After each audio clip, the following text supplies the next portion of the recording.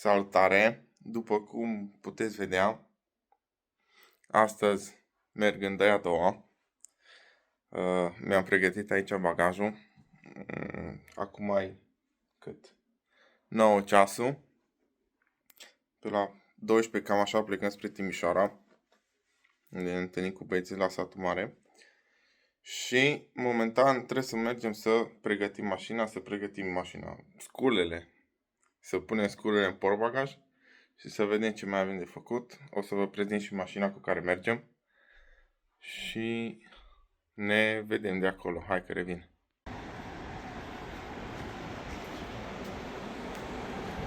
Bun, am zis că revin cu prezentarea mașinii cu care o să mergem. Este un Audi 80 din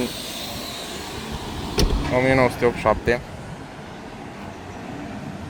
E 87 de cai, de fapt 88, da, 87 cu 87. Așa. Când am fost și data trecută, în toamnă, în de-a doua, anul trecut. Așa, 1 benzină, 87 de cai. Și ce să mai zic despre el? Atestat istoric. Se prezintă o stare foarte bună, motorul țiplă. Am schimbat cu Lucian ia lui mașina, da, o să pun și Instagramul lui în descriere. Da, deci a testat istoric. Am schimbat la ea tot ce e de schimbat, de la distribuție, bujii, fișe, tot ce trebuie. Ar trebui să fie țiplă, să ne ducă, să ne aducă acasă. Mașina arată bine, are și kilometri destul de puțini. Bord de cam profit, urmează să-l șterg. Da, 142.000. Merge bine, arată bine și sperăm să ne ducă, să ne aducă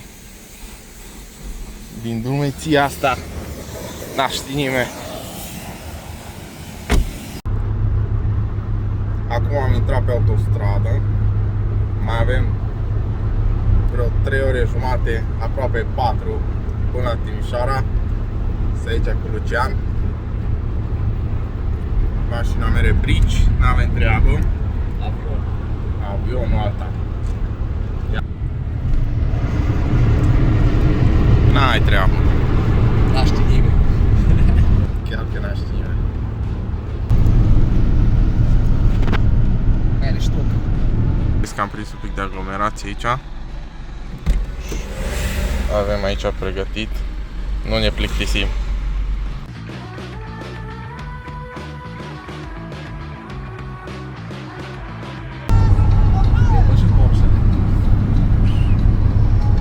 Așa. Am ajuns la hotel. Hotel, cum îi zicem? Avelia? Sau Aurelia? Ceva Aurelia. Aurelia. Aurelia. Frumos, elegant. O cameră aici. Interesant împărțit. Încă o cameră aici. Stâlpul pe mijloc. Frumos. Priveliște. Să zicem. Sper să nu fie gălăgii la mașinile astea. Așa, tot ce trebuie, bagajele puse jos.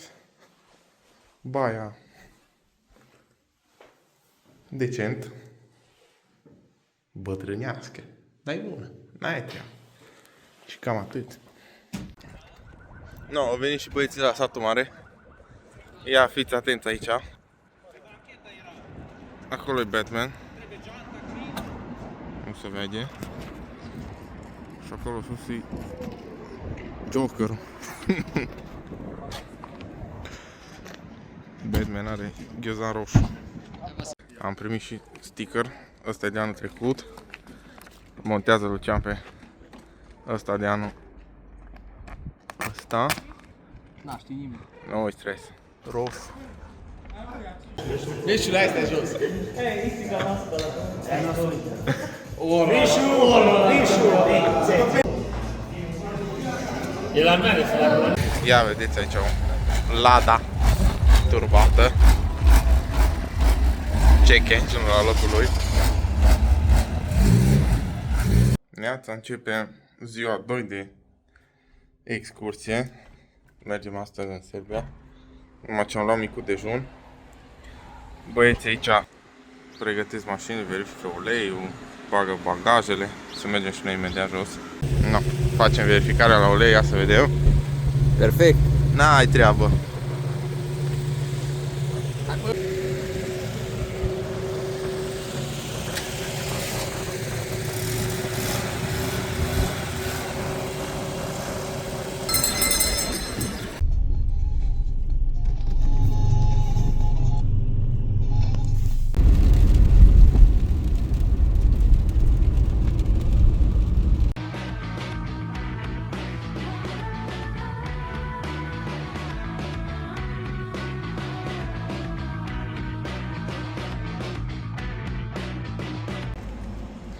Burtu și golf.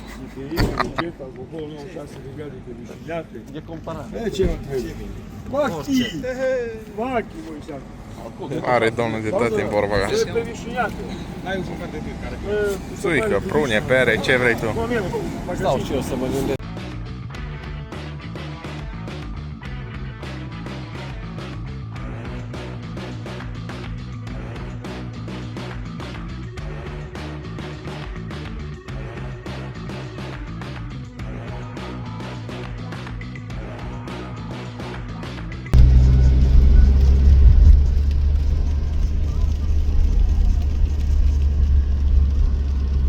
Naștinime.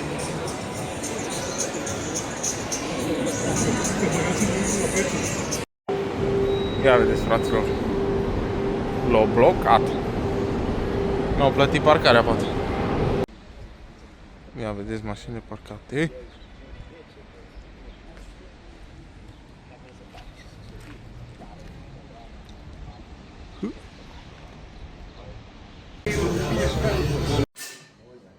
Neața, asta e ziua 3 de vlog, de excursie, de la micul dejun.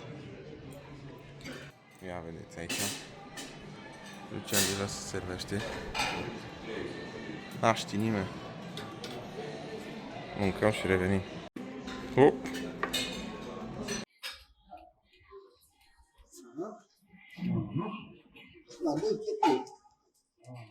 Luam și o mașină. Eu că mereu, mă. N-ai treabă, mișule.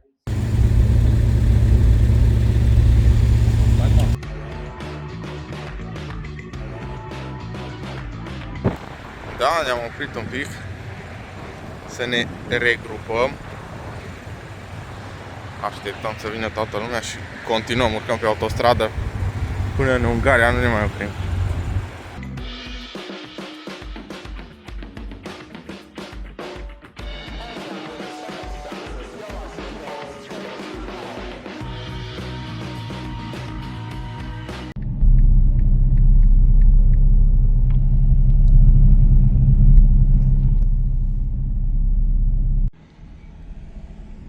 Trecem la volan la Dacia Sport. Așteptăm la graniță să intrăm în Ungaria. Stăm deja de vreo oră, nu știu ce. Merge așa de greu coada. Din câte văd, este în față un polițist. În fine, nu contează, vine și ea. Actele dinainte. Probabil să meargă mai repede, dar mai avem un pic de așteptat.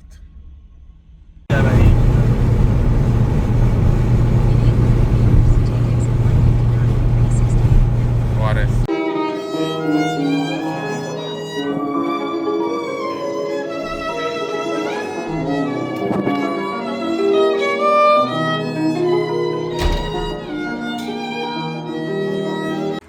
Acum ne-am reunit cu toată gașca după graniță și să vedem, pornim. Zi, Mișule, mere treaba? Mere. Na, știi nimeni? Nu știe nimeni.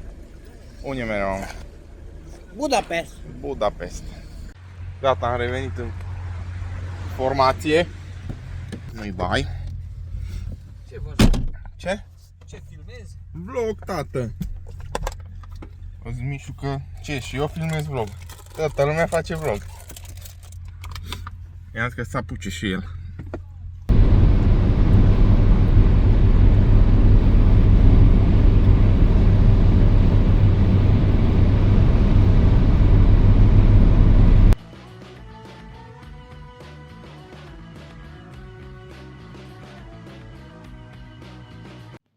Ia vedeți numai bine am ajuns la Budapesta. I-am cazat. Ce fain să vedem mașina de aici. Și restul mașinilor. Bam, bam, bam. Asta e camera.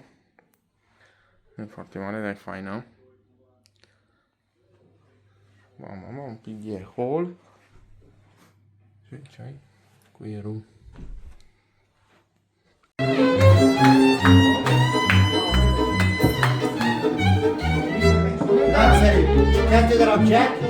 Da, știi nimeni. Ăla e Tom. Da bani. Dar ce are aici? Că nu... Ce are? Pe ce? Dar scrie voi, da? Da. Eu mi-am mutat la acasă, mă rog cu ei. Au zis că e din asta acolo, dar Da, puteam chiar la masă. Era rău un pic. Restaurant, nu, tată. Da, știi eu.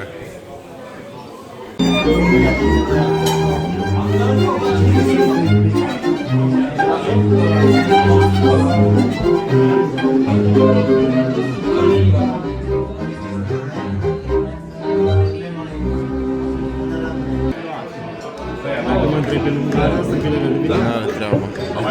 O cu halba. Bere cu cola.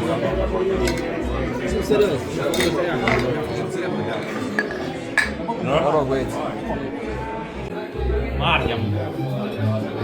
Îl lași în bere să curgă fără să... Nu așa. Fără să curgă.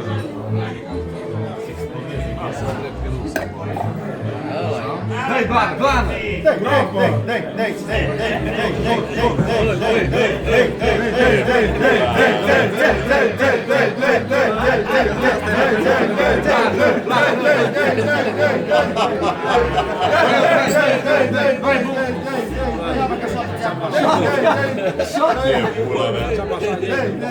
Bine, mă, dar asta pune ca fac pula mea. Sparge aia de masă.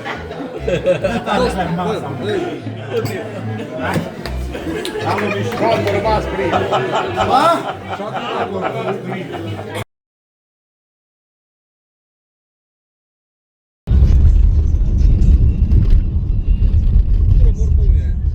Drumuri bune au fost cândva. E ca mă, ce cratere pe aici. N-am mai văzut niciodată așa drumuri. Dar birul eu de aici. Ai treabă, noroc că are... S-ai rupt spatele. S-ai rupt spatele. Și am intrat în țară. Gata, fraților, am ajuns în țară. Am intrat pe la Borș. Aveam Borș. Alimentăm un pic. Acolo și mama. Și de aici mai avem un pic și suntem acasă. Ia vedeți, am ajuns la castelele de la Cuieti. Publicat în Europa. Zice că lumea că românii n-au bani.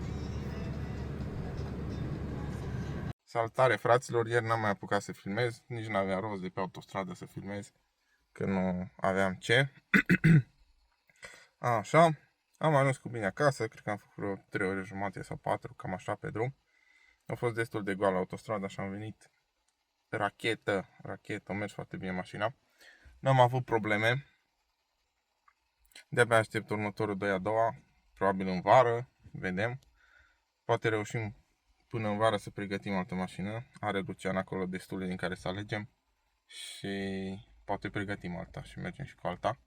Să le mai schimbăm. Dacă nu, audio destul de bine merge. Să vedem acum dacă o să fie în țară sau afară din țară, cum a fost și asta. De-abia aștept următorul și până la următorul n-a ști nimeni.